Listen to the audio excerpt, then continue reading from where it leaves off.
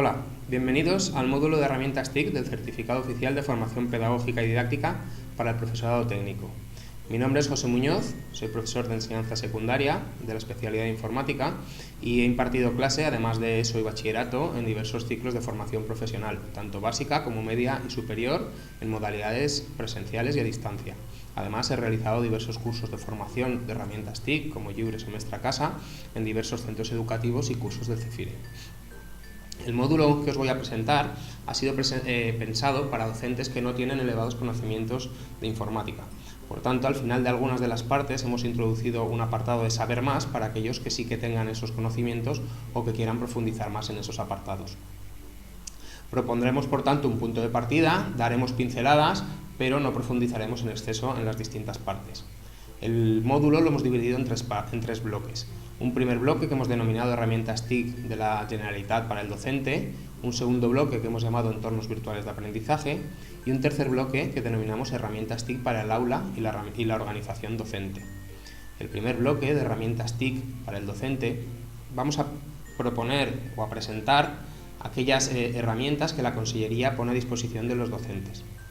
No se trata de mostrar cómo funcionan todas ellas, sino más bien mostrar que existen, cómo se entra, cómo obtenemos el usuario y la contraseña y qué nos van a permitir hacer.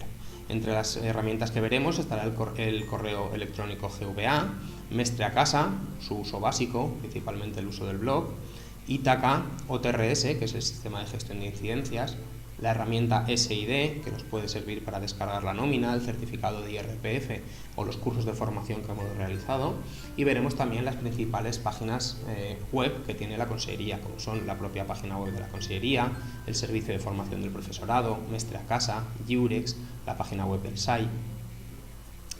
En el segundo bloque, que hemos denominado entornos virtuales de aprendizaje, veremos aquellas herramientas que nos sirven para llevar el aula a un entorno virtual.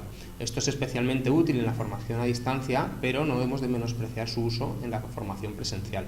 Usaremos el Moodle, que es el entorno virtual de aprendizaje más extendido y con el que cuentan la mayoría de centros educativos de nuestra comunidad, y lo que aprenderemos es a usar el Moodle como profesor, no como alumno, que probablemente muchos de vosotros ya sepáis.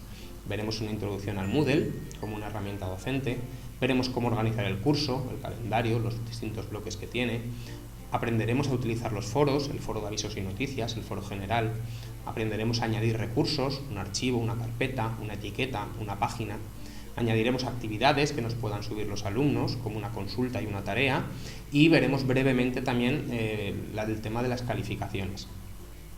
Finalmente, el último de los bloques, que hemos llamado herramientas TIC para el aula y la organización docente, trabajaremos aquellas herramientas que nos pueden servir para crear nuestros propios materiales. Las partes que veremos serán el uso básico de Lliures, que es el sistema operativo que tenemos disponible en todos los centros educativos. Veremos cómo buscar recursos en Internet que nos sirvan para preparar nuestros materiales, bancos de recursos educativos, imágenes, sonidos y las herramientas ofimáticas básicas que nos pueden servir para este fin, como puede ser el uso básico de un procesador de texto o de presentaciones digitales. En cuanto a evaluación, lo hemos dividido en dos partes. El módulo de herramientas TIC de la GVA para el docente lo evaluaremos mediante un cuestionario, ya que no podemos hacerlo de forma práctica al no tener seguridad de que todas las personas que realizan el curso tienen acceso a estas herramientas. Las otras dos partes las evaluaremos mediante un ejercicio práctico. Los alumnos dispondrán de un curso Moodle en el que ellos serán profesores de ese curso. Aprenderemos a organizarlo. Con lo aprendido en el último módulo aprenderemos a crear algún recurso para el aula, subiremos ese recurso en el Moodle y finalmente propondremos una tarea a los alumnos. Espero que el curso sea útil para todos y sobre todo que os ayude a mejorar vuestra práctica docente mediante el uso de las TIC. Muchas gracias.